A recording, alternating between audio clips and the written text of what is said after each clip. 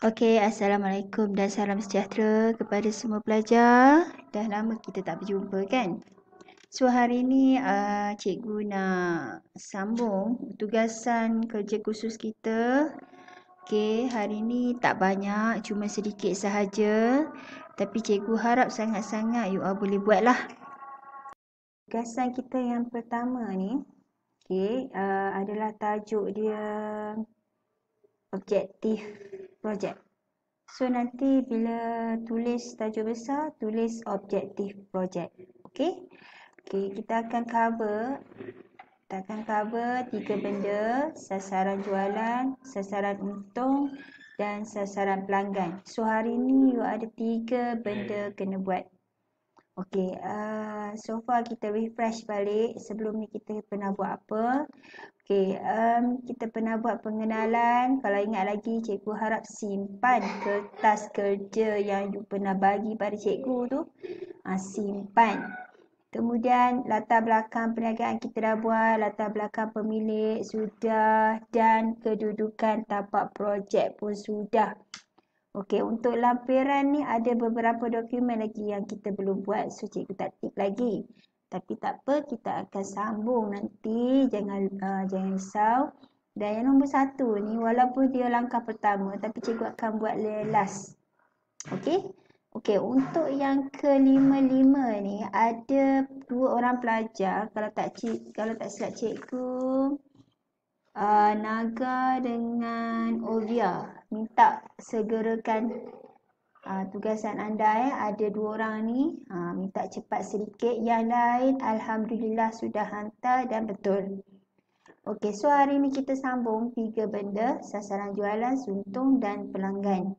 Kalau tak faham boleh tanya 5 PA ya. 5 PA dah buat. Okey, tak apa. Biarkan mereka buat dan kita buat lambat-lambat pun tak apa. Okey, first kali kita akan buat sasaran jualan. Okey, sasaran jualan dan sasaran untung. Kalau awak tengok dalam buku teks muka surat berapa? 204, 220 dan 230. Boleh tengok itu contoh, nak tiru boleh tapi amount mesti lain. Okey, ini cikgu ambil cikgu punya sendirilah. Okey, kalau nak tiru macam dalam buku pun boleh, tapi pastikan amount yang di dalam ni awak tukar. Tak boleh tiru sebiji. Itu namanya plagiat. Kalau cikgu tahu awak plagiat, cikgu terpaksa tolak markah awak terus jadi E. Okey? So tak nak jadi E, nak jadi A, buat sendiri. Bukan susah pun, fikir saja. Ayat dekat atas ni, dari sini sampai sini, boleh tirulah sebiji-sebiji. Tapi yang bezanya adalah percentage ni. Percentage ni tak boleh tiru cikgu punya. Maksud cikgu bukan yang ayat ni boleh tiru. Yang di dalam ni. Okey. Ayat ni nak tulis antara 5% hingga 15% dan untung 20 hingga 30%.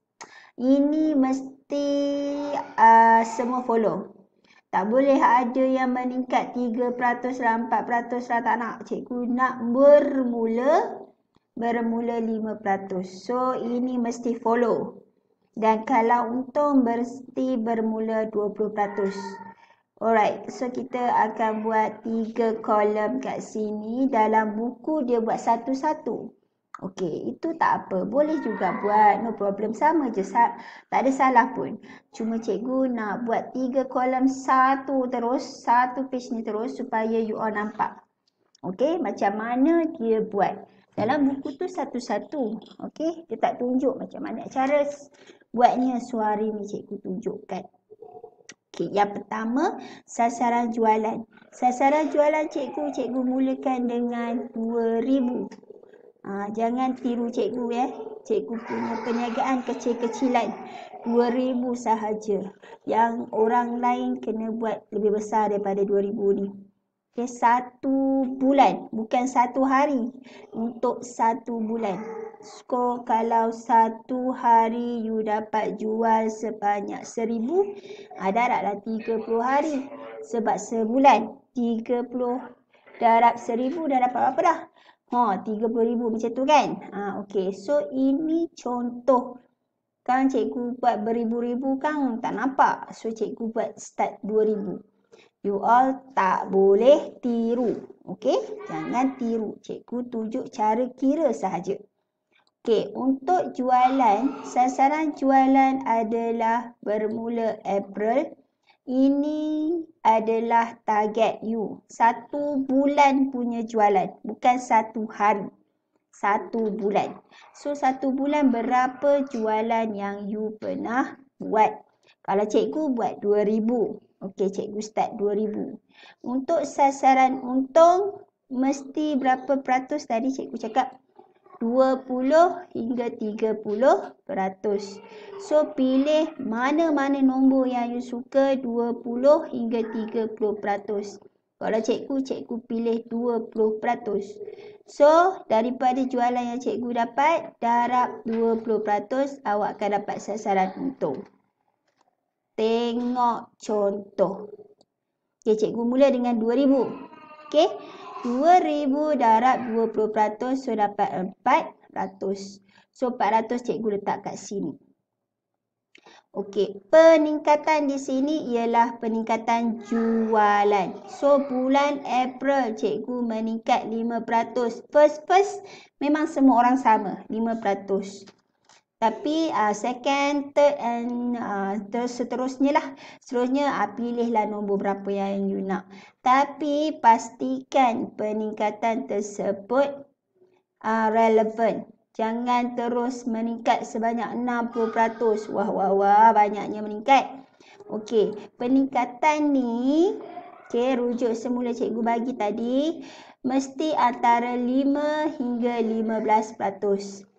So, ikut sukalah nombor berapa you nak. Tulis saja. Kalau kat 10% kat sini, lepas tu bulan Julai you cakap peningkatan hanya 7% balik. No problem, tak salah. Tak semestinya meningkat. Maksud bukan begitu. Kalau nak 10% bulan Julai you cakap 7% saja. No problem. Ogos 5% saja. Lepas tu September ada meningkat balik jadi 10 September. No problem. Okay, so